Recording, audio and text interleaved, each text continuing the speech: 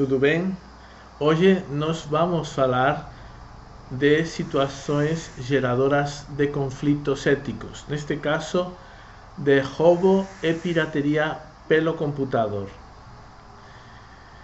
Bom, o que é roubo? O roubo é a apropriação ilegal de algo que pertence aos outros. E o que é a pirataria? É a cópia, venda ou distribuição de material sem o pagamento dos direitos autorais, de marca e ainda de propriedade intelectual e de indústria, pela cópia de uma obra anterior, neste caso se chama falsificação, pelo uso indevido de marca ou imagem, com infração deliberada à legislação que protege a propriedade artística, intelectual, comercial e ou industrial. Bom, neste caso, temos definido a pirataria. Bom, o computador tem permitido, por causa da tecnologia dele, novas formas de roubo e apropriação indevida à propriedade alheia. Vamos ver algumas destas formas nesta aula. A lista seguinte não é definitiva, podendo existir outras formas de roubo e pirateria. Então vamos ver esses delitos de roubo e pirateria envolvendo computador e internet. Primeiro vamos falar de ciberocupa, ou cybersquatting. O que é um ciberocupa? Um ciberocupa é uma pessoa que se dedica a comprar e reclamar os direitos de determinados domínios de internet relevantes ou procurados por grandes empresas, celebridades emergentes ou outros, com fim de revendê-los aos interessados a um preço desorbitado. Por exemplo, temos esse exemplo aqui, www.exemplo.com. Imagina que eu tenha feito uma empresa chamada Exemplo. Bom, então ele já rapidamente, antes de eu registrar esse domínio, ele já registrou, tá? E registrou todas as possíveis variações: exemplo.com, exemplos.com, exemplo.org, etc. E aí, quando eu vou querer, para a minha empresa chamada Exemplo, ter um domínio de internet, vou ter que pagar um preço exorbitado para quem? Para o que está ocupando esse domínio. E na verdade você entra nesse domínio e o que vai ver vai ser algo que não tem nada a ver com nada. De repente uma página com um monte de imagens que um pouco meio sem nenhum tipo de contexto. Ou seja, todo meio umas imagens, uns desenhos, mas nada a ver com nada. Então já isso indica que essa página foi ocupada. Então, em ocasiões, ocupam estes domínios com conteúdos falsos ou até ofensivos, forçando a compra da página, porque você imagina como colocou fez uma empresa chamada Exemplo e de repente você vai ter uma imagem corporativa péssima se tiver essa página de outra pessoa chamada Exemplo também, com esse tipo de imagens. Nos Estados Unidos, esta prática está penalizada como Violation of Trademark Law. Bom, vamos falar agora do furto de identidade. Isso é o mais comum que tem, que é um ato fraudulento pelo qual alguém pretende ser uma outra pessoa para roubar ou obter algum benefício. Por exemplo, o autor, no livro, na página 156, ele falou que uma hora ele tinha que ir de uma ponta dos Estados Unidos para outra ponta dos Estados Unidos, aí de carro. E isso, de repente, são 2-3 mil quilômetros praticamente uma estrada com poucas cidades, com poucas locais no meio, só algumas postos de gasolina, algumas lojas, etc. Então, de repente, ele foi comprar a gasolina para o carro na metade do percurso e aí ele percebeu que o cartão não funcionava, o cartão de crédito, e aparentemente ele ligou para o cartão e aparentemente alguém tinha usado no dia anterior esse cartão, esse número, na verdade, do cartão, para fazer uma ligação internacional que ficou muito cara. E nesse dia ele conseguiu fazer, mas nesse dia tentou de novo essa pessoa fazer de novo outra ligação e aí o sistema pediu para ele uma senha. Na verdade era uma pergunta-chave, tipo, como era o nome da sua professora, primeira professora. Então ele não soube responder e o que aconteceu? A companhia de cartões cancelou o cartão. Então imagina se essa pessoa, no caso, o autor do livro está no meio da estrada, de repente com 1000 km para frente e 1000 km para trás, no meio de um deserto praticamente, só com um posto de gasolina, com pouca gasolina e não tendo como pagar essa gasolina. Então, puxa vida, teria sido horrível nesse momento, nesse caso. Mas o autor do livro ele já tinha dinheiro, na verdade, na bolsa e conseguiu pagar, mas realmente foi algo que poderia ter dado um grave problema, porque o cartão, eles não iam dar para ele um cartão até depois de mais 7 dias. Então, realmente, esse problema de furto de identidade não foi um furto completo, porque só pegaram no cartão, não conseguiu pegar mais nada dele, mas realmente foi uma incomodidade muito grande. Então, 9 milhões de americanos é a estatística que mostra que tem sua identidade usurpada anualmente. E, infelizmente, muitas informações pessoais das pessoas estão disponíveis pela internet e são compradas por ladrões para realizar atos criminais. Agora vamos estudar a violação da propriedade intelectual e vamos falar primeiro do que é a propriedade intelectual em si, que basicamente é alguma coisa produzida pela mente humana, como uma invenção, um trabalho literário, uma peça de arte ou música, uma fotografia ou um programa de computador. Isso é a propriedade intelectual.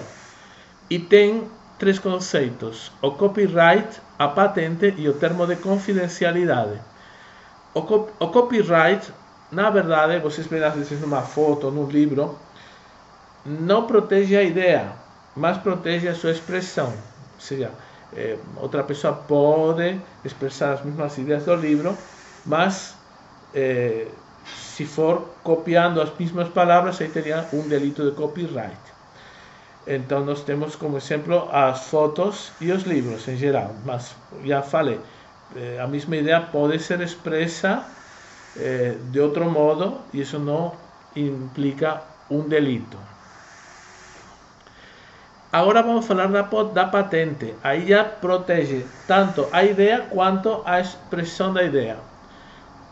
Só que qualquer mudança na expressão da ideia poderia gerar uma nova patente. Tá? Por isso tem pessoas, por exemplo, eu me lembro de um professor meu que tinha uma empresa de eletrônica e realmente copiar um circuito eletrônico é muito difícil, porque além das trilhas de cobre e dos chips que podem estar apagados o nome de cada chip, além disso tem os programas que vão dentro e realmente é muito complicado saber para que funciona um chip se você não tem uma descrição. Então, às vezes, este professor, no meu caso, ele não patenteava nada, porque quando você patenteia, você tem que dar uma explicação e registrar essa explicação. Aí pode vir uma pessoa no escritório de patentes procurar e aí sim vai tentar fazer algo parecido com o que você já registrou, tá? Então, por isso tem pessoas que preferem, no caso, não patentear, porque qualquer pequena mudança depois na expressão, no caso, você basicamente pega o chip e faz uma nova utilização do chip, mesmo que seja uma pequena diferença, isso já envolve uma nova patente, tá? Mais alguma coisa, enquanto você registrou a nova patente, você poderia até comercializar a coisa da patente antiga, então poderia estar lucrando com uma patente que você não fez.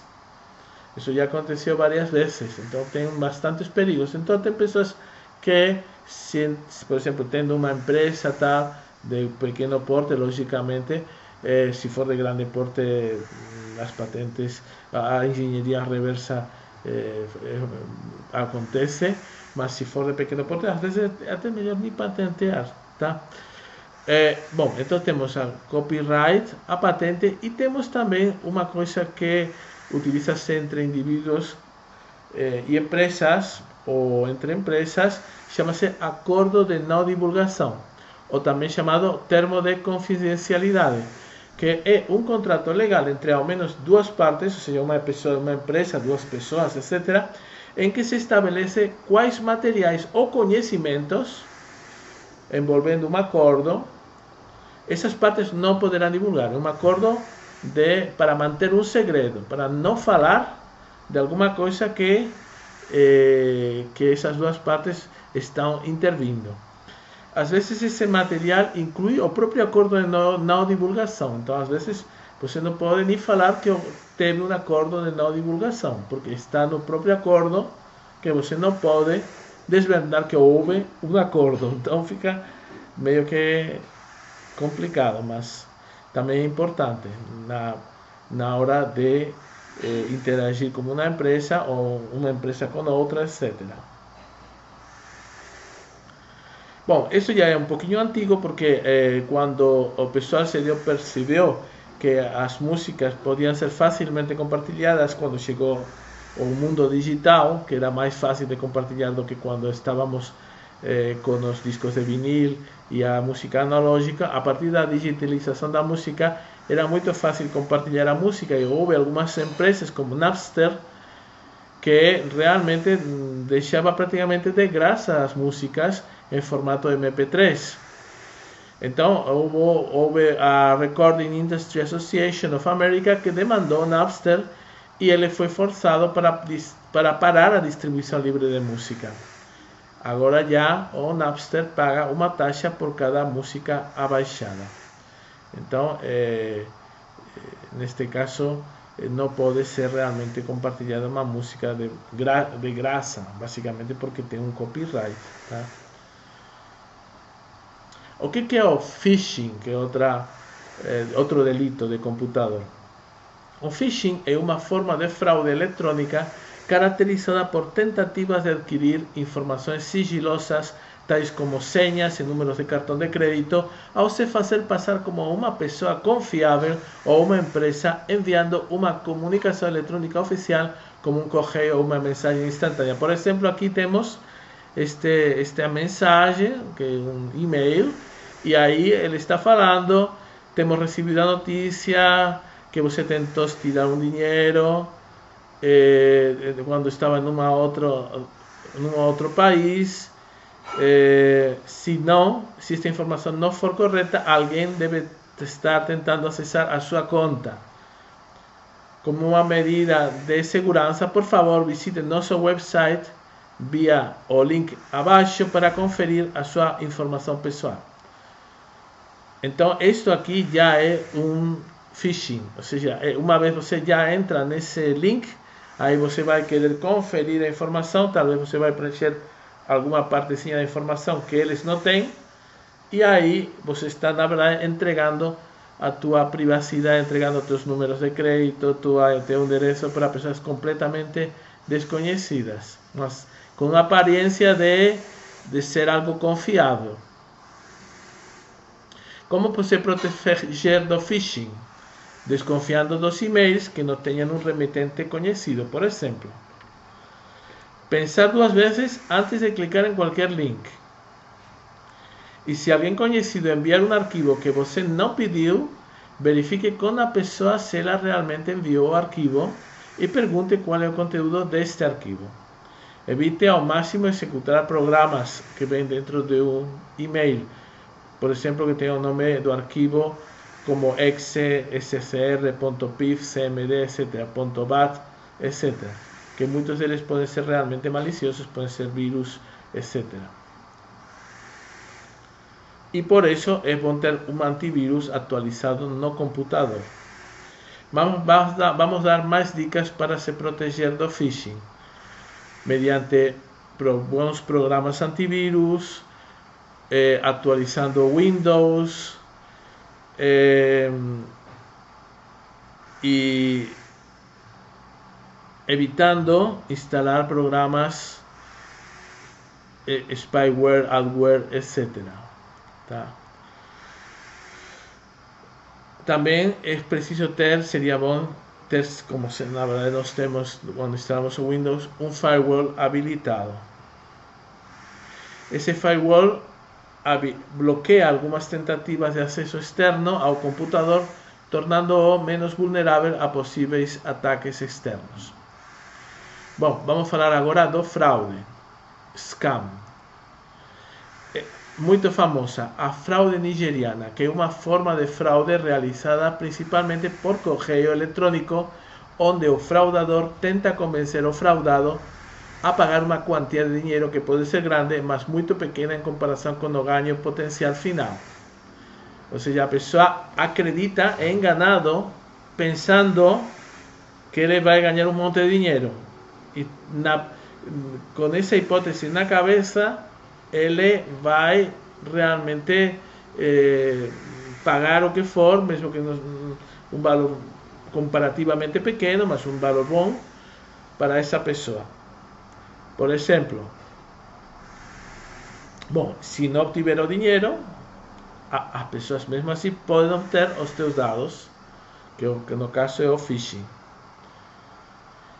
E chama-se estelionato também, este fraude. É o artigo 171 do Código Penal brasileiro. Por exemplo, uma carta que eu já recebi várias deste tipo pela internet. Imagina esta carta: caro amigo, eu sei que este e-mail virá a você como uma surpresa porque nós nunca nos encontramos antes, mas não precisa se preocupar, já que ninguém está informado dessa comunicação. Preciso da sua ajuda urgente em transferir a soma de 11,3 milhões de dólares imediatamente para sua conta privada.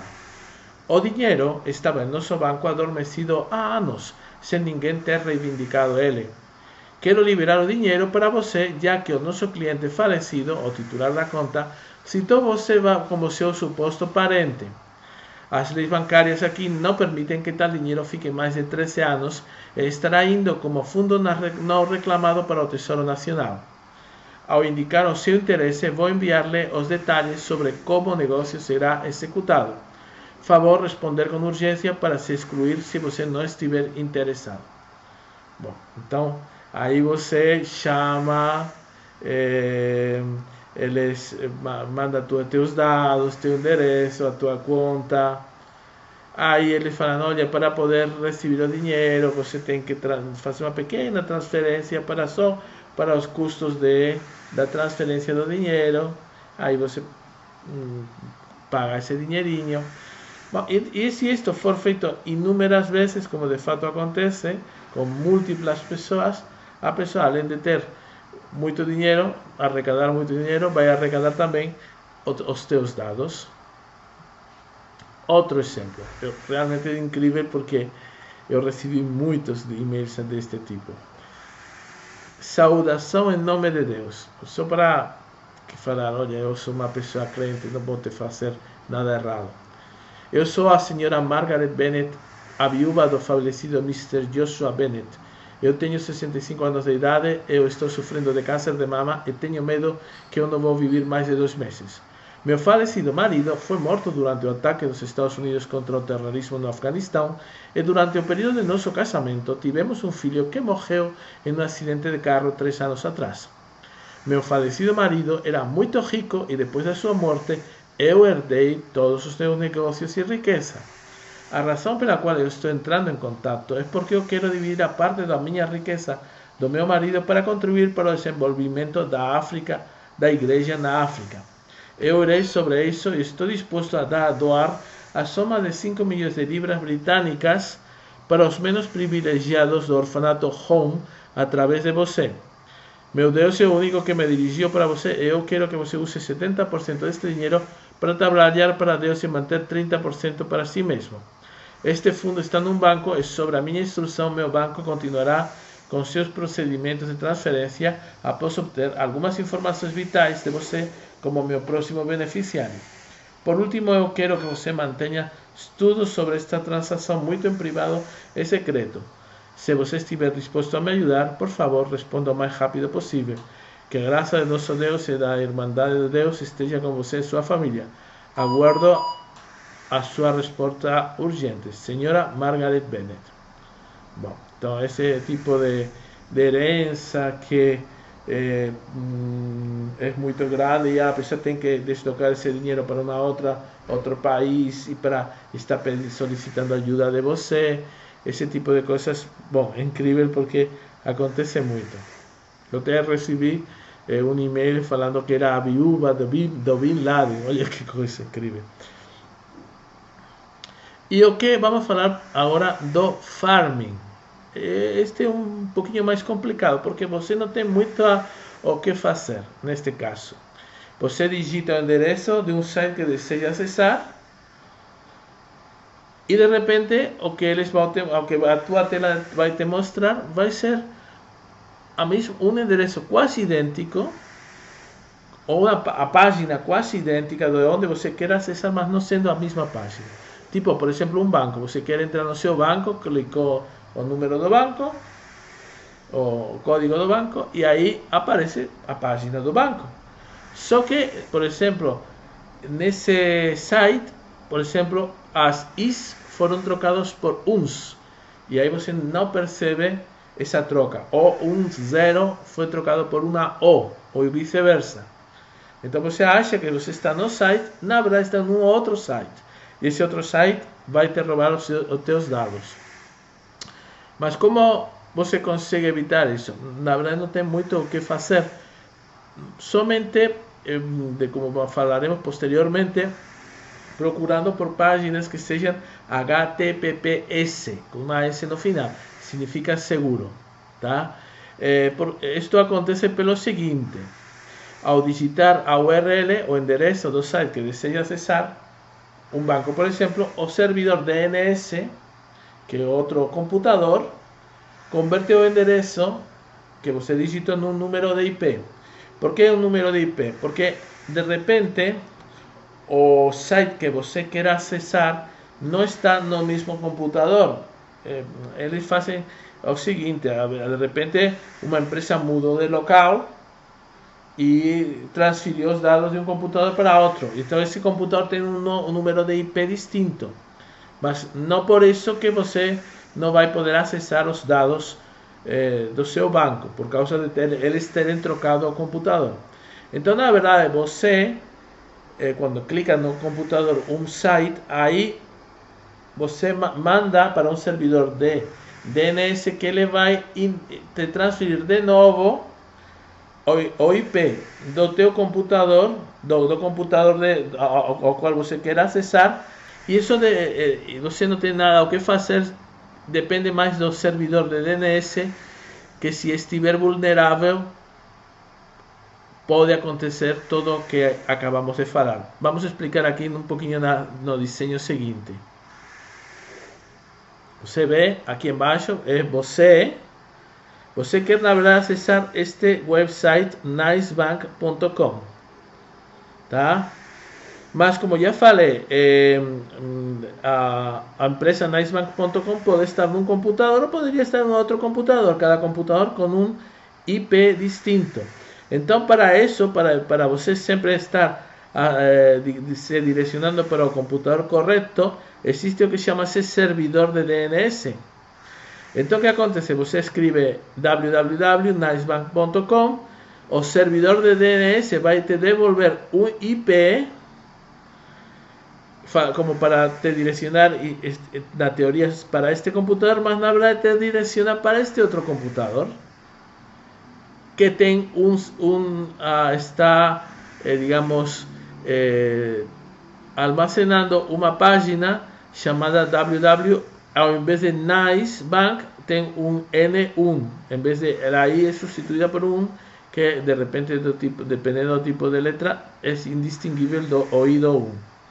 Então aí você já entra num website falso e aí você fornece os dados, fornece todas as tuas informações e aí acontece um phishing, etc. Ok?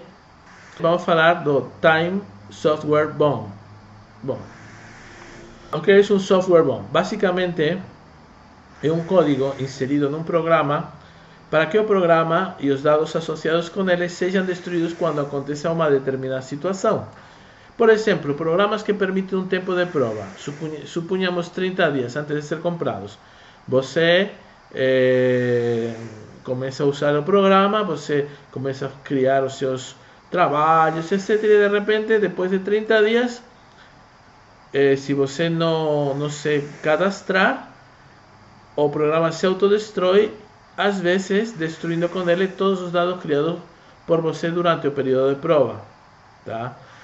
Isso muitas vezes até se fala que pode acontecer, no final não acontece. Já aconteceu comigo. Eu estava muito preocupado, puxa vida, já que eu trabalhei tanto, agora vou perder todos os dados. O programa é muito caro e eu não ia comprar mesmo. Aí, graças a Deus, às vezes eles te ameaçam que vai acontecer e depois não acontece, mas você não sabe, tá? Bom, finalmente vamos falar de venda de term paper online. Que é um term paper? Um trabalho de conclusão do curso, um trabalho de doutorado, um trabalho de mestrado. E se esses trabalhos são vendidos online, as empresas que fazem isto argumentam que simplesmente estão vendendo trabalhos bem escritos para que sirvam de exemplo. Mas isto é antiético e ilegal em alguns estados americanos. Estamos falando de estados americanos porque o autor do livro é americano. O que aqui fala realmente um prejuízo não só para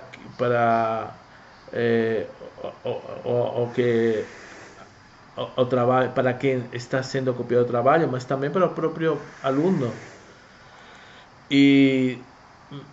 Mas tem algumas universidades que já tem online checking system para evitar este problema, tá? Bom, hoje nós vamos fazer o nosso exercício a partir de um filme da Black Mirror chamado Playtest. Então, neste filme só vou antecipar a primeira parte, então para depois poder fazer a questão.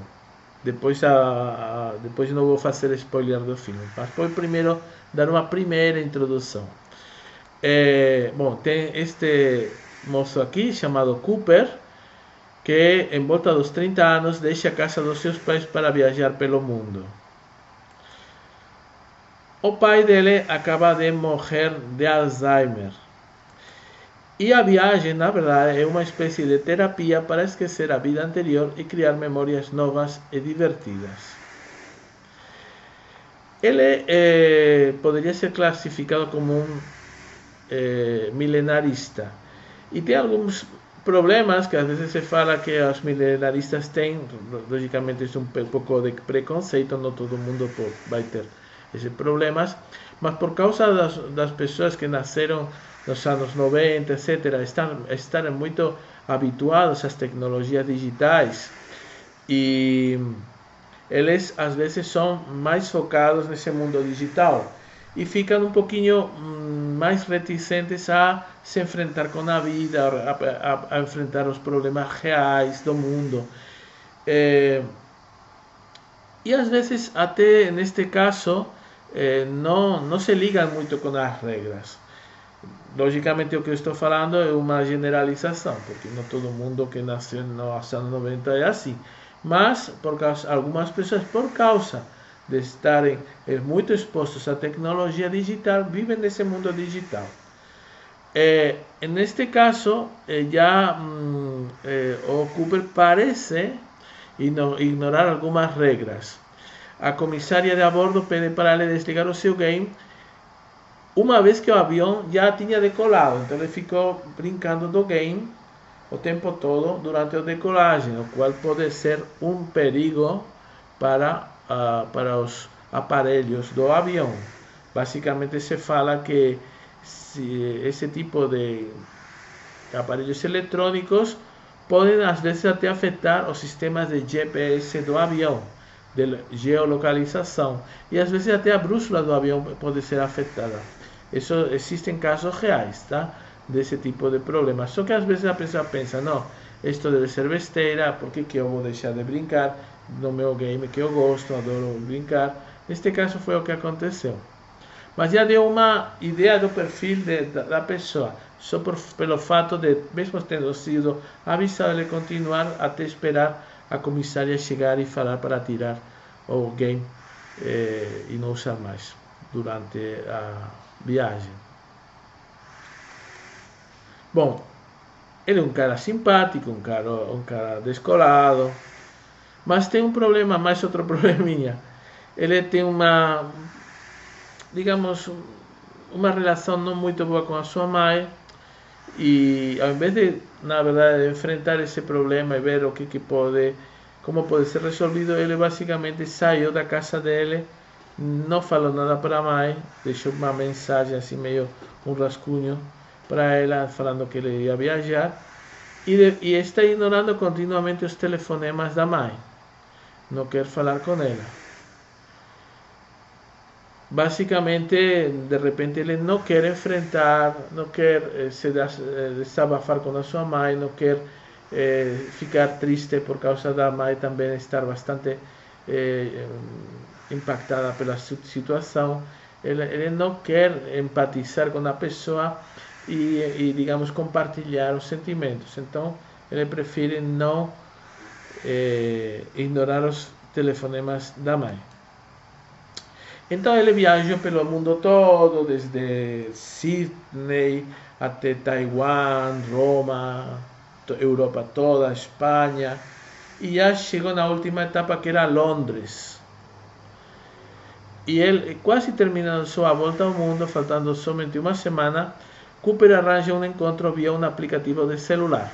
Então ele fala, eu vou ver nesta última parte de viagem se eu consigo conhecer alguém, e aí pelo menos vou preencher minha memória do meu viagem também com uma pessoa. E ele conhece a Sonja e passa a noite com ela. Ela é uma jornalista de tecnologia e tem nas prateleiras dela um monte de CDs, de games, de jogos. E parece que era também um pouquinho assim, como falar, uma pessoa que gosta bem mesmo de computação, e tem um livro chamado Singularity, tá? Aí surgiu uma conversação interessante falando do livro de Singularity. Bom, então eu queria que vocês respondessem as seguintes questões para casa. Primeiro, me fala o que é isso de singularity? Que conceito computacional envolve a palavra singularity? Segunda questão é: quais problemas ou quais delitos mencionados durante a aula aparecem no filme? Vou falar, são dois, tá? E finalmente,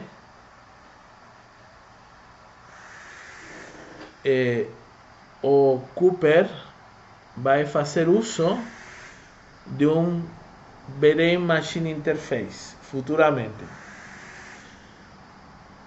Eu só queria perguntar para vocês se vocês acham que Cooper estava ou está preparado pelo perfil psicológico dele para utilizar esse tipo de dispositivo. Tá? Bom, então essas são as três questões. Para quem tem, digamos, o filme e é fácil para assistir, não pode já, digamos, aqui termina a aula de hoje. Para quem não tiver o filme, eu vou continuar explicando o filme a partir de agora, tá bom? Bom, então, tchau para quem estiver abandonando neste momento a aula. Vocês vão ver que vão gostar, porque tem bastante a ver com o filme, as questões e o próprio conteúdo da aula. Então, continuamos. No dia seguinte, depois de ter estado com a moça, já pensando em viajar de volta para Estados Unidos, ele descobre que seu cartão de crédito foi cancelado após um alto número de compras de calçado realizado em outro país. Não sendo Inglaterra, em outro país. Então ele fica tentando, poderia ligar para a mãe, mas ele tem aquele problema da mãe, então decide voltar para a Sonja.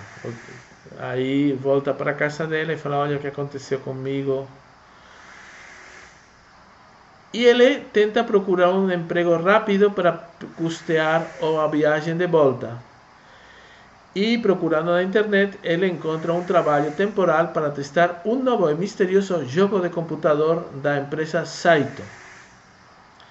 Como a Sonja, ela é especialista, é uma jornalista especializada em computação, ela comenta que se tiver uma primícia informativa do conteúdo do jogo, isso poderia valer muitos milhares de dólares. Então, fala para ele, olha, se você tiver a oportunidade de tirar uma foto, essa foto eu já poderia estar distribuindo para a minha empresa ou para a minha revista, que isso realmente pode dar, essa primícia informativa pode ser muito valiosa. Bom, tudo bem, então ele escuta e termina indo para a empresa. E na companhia, Cooper, o nosso amigo, é guiado por Katy, que está à direita, uma trabalhadora da empresa, até uma sala branca para testar a nova tecnologia. E a Katy passa para Cooper assinar um acordo de confidencialidade para poder começar os testes. Ou seja, ele não poderia, após assinar o acordo, ele não poderia estar falando do que aconteceu aí. Ele fala, tudo bem. Só que aí aconteceu que ela esqueceu da última página e ela sai um momentinho do quarto para pegar a última página. E o que aconteceu nesse momento? O Cooper não pensa duas vezes, ele na verdade não é muito afim das regras, e mesmo tendo que assinar esse contrato, ele rapidamente vai tentar tirar umas fotos da caixa essa que ela tem aí. Só que anteriormente a Katy havia falado para ele desligar o telefone por razões de segurança. Não por razões de segurança de confidencialidade, mas por razões de perigo, de interferências. Com isso se referia a segurança. Tá? Às vezes tem que ter cuidado, porque eu me lembro quando estavam expondo o Neuralink, o Elon Musk, perguntaram pela segurança, e aí, mas pela segurança física da pessoa, estavam perguntando. E aí, na hora que perguntaram pela segurança, o trabalhador da Neuralink interpretou que estava perguntando pela segurança informática e deu uma resposta que tinha a ver com criptografia, etc, etc. Então, olha aqui, de repente ela fala, por razões de segurança, desliga o telefone. E ele de repente pensou que era segurança informática, tá? Segurança de não liberar os dados. Bom, então a Katy sai um momentinho e ele rapidamente vai pegar o telefone celular, liga de novo que estava desligado e começa a tirar fotos do conteúdo da caixa, na ausência da Katy. Só que quando deixa o telefone na mesa, esquece de desligar o telefone.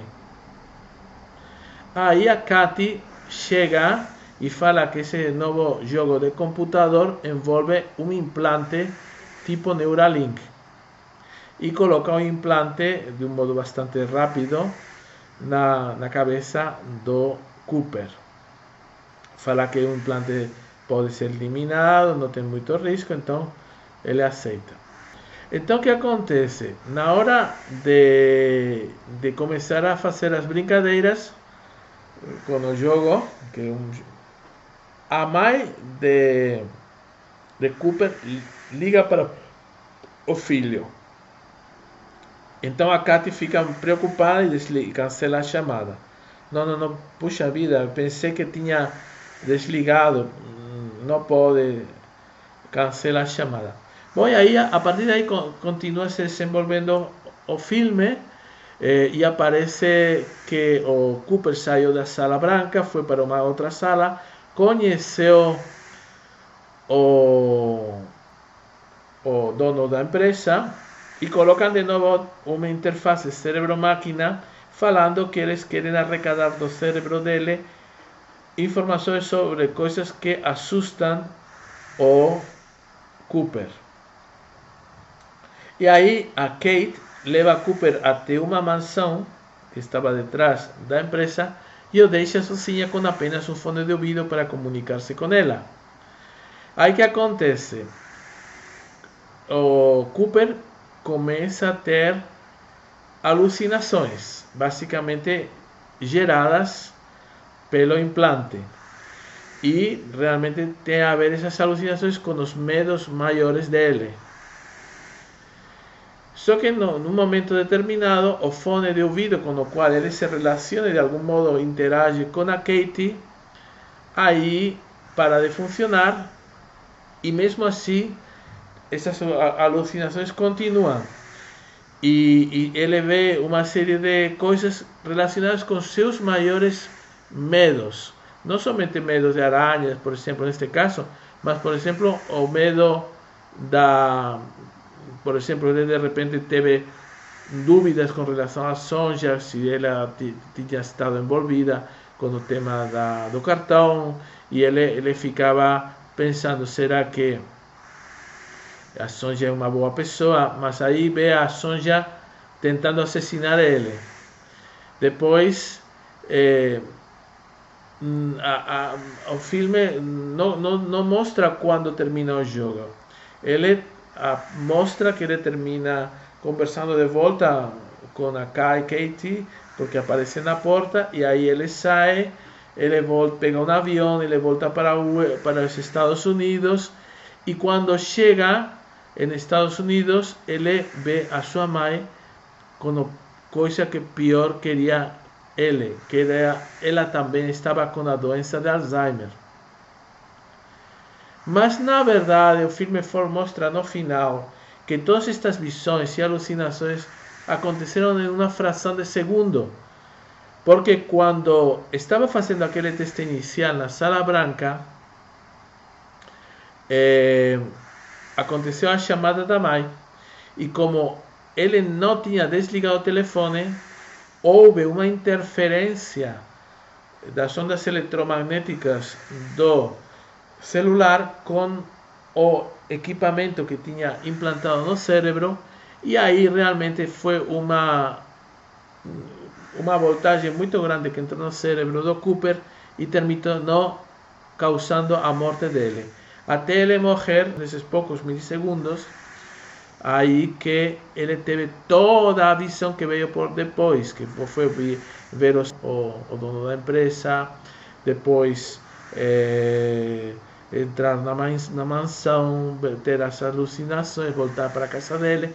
Tudo isso havia acontecido na cabeça dele uns milissegundos após esse